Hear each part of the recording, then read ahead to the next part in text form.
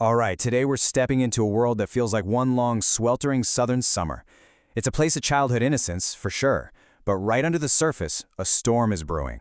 One that's going to force a young girl to face the harsh, ugly truth about prejudice, all because her dad decided to do the right thing.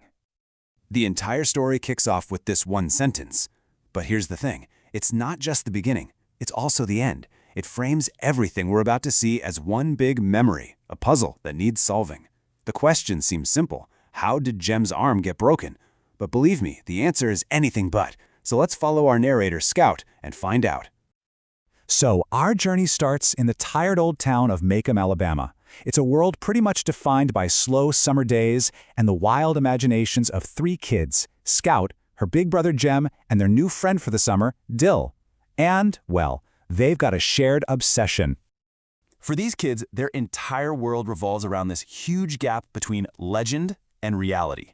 The legend, the one fueled by all the town gossip, is of this monster who stabs his own father with scissors. But the reality, their dad, Atticus, suggests, it's much, much quieter. Arthur Boo Radley is just a man they've never seen, a man who's been hidden away from the world. The mystery really starts to deepen when these little, kind of personal gifts start appearing in the knothole of an oak tree on the Radley property. It starts simple enough, some chewing gum, a couple old pennies, but then it gets more personal. I'm talking soap carvings that look just like them. And that's their first real clue that maybe, just maybe, the phantom inside that house has been watching them, not with malice, but with a quiet, maybe even lonely kindness.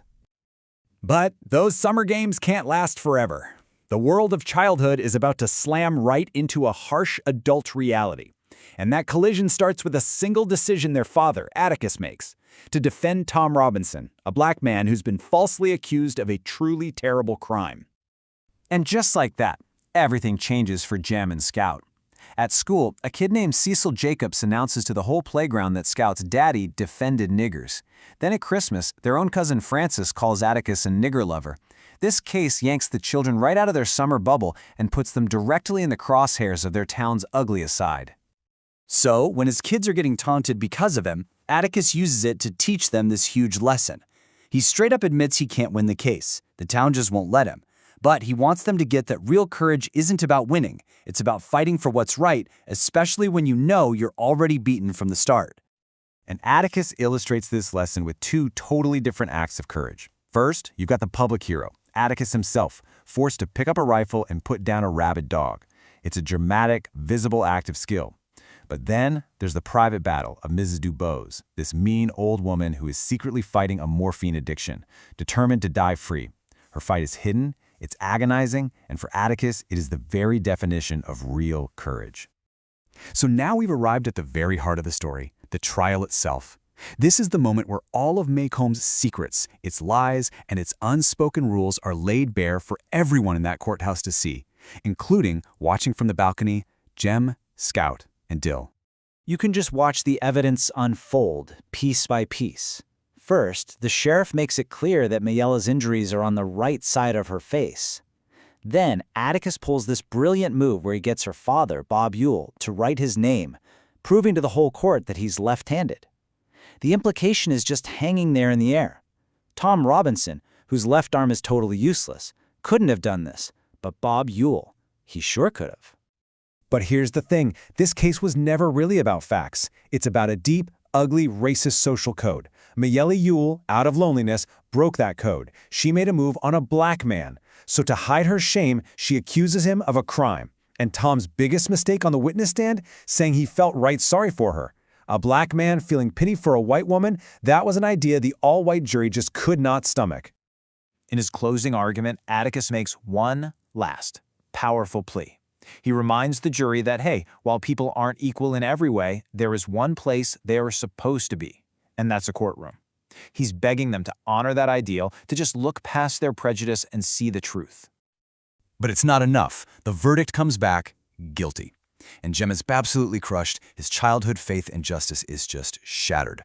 But as a defeated Atticus walks out of that courtroom, something incredible happens. Every single person in the colored balcony silently stands up as he passes by, a quiet, powerful sign of respect for the man who fought for them. So the trial might be over, but the story is far from it. That guilty verdict doesn't bring any peace. No, instead it unleashes the simmering hate of one man who feels like he has a score to settle, Bob Ewell. Atticus sees the danger coming. By proving Tom was innocent, he also proved Bob Ewell was a liar and a monster in front of the whole town. And a man like that, a man with nothing left to lose, is left with only his rage. He spits right in Atticus's face and vows he'll get his revenge. And the threat becomes terrifyingly specific. After Tom Robinson is killed trying to escape prison, the town gossip, Miss Stephanie, reports hearing Bob Ewell say this: "One down, two more to go." It's just a chilling bit of foreshadowing, and it becomes horribly clear who his new targets are. The most vulnerable people in Atticus's life, Jem and Scout. And now, this is it. This is where all the threads of the story, the childhood ghost stories, the lessons in courage, and the bitter hatred from the trial, they're all about to converge on one dark, terrifying night that brings everything full circle. So, Jem and Scout are walking home alone after a school Halloween pageant. It is late and the path is pitch black. They hear footsteps behind them, shuffling, stopping when they stop. At first, they think it's a friend playing a joke, but then the footsteps break into a run. An unseen figure attacks them in the dark. All of a sudden, there's this violent struggle under an old oak tree. Scout, she's trapped and can't see anything inside her big ham costume. All she can do is listen in terror. She hears scuffling, a weird crushing sound, and then just an eerie silence, broken only by the heavy, rasping breath of a man. Who was out there? Back at the house, it is pure chaos. Jem is unconscious with a broken arm, and then Sheriff Tate arrives with just stunning news. Bob Ewell is dead. He's lying under that tree with a kitchen knife in him. He got the revenge he was after, but he didn't survive it. But wait a second. If Jem is unconscious and Bob Ewell is dead, that means there was a third person out there. Someone intervened. Someone saved them. But who was it? Scout looks around the room, and her eyes land on a man she has never seen before, just standing quietly in the corner. And in this one moment, the entire story just clicks into place. Scout points to the stranger in the corner, and in her own words, she identifies him. The monster from all their childhood games, well, he was real after all. But he's no monster. He is Arthur Boo Radley, and he is their savior. After she walks Boo home, Scout stands on his porch, and for the very first time, she sees her neighborhood from his perspective. She sees the streetlights, her own house, the path where her brother was almost killed. She sees herself and Jem as little kids that he quietly watched over for years. And in that moment, she finally understands her father's greatest lesson, completing her journey from innocence to real empathy. And that really leaves us with a final thought, doesn't it? The central lesson of this whole story is an invitation to empathy.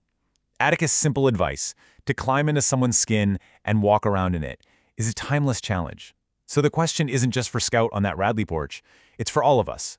When was the last time you truly tried to see the world through someone else's eyes?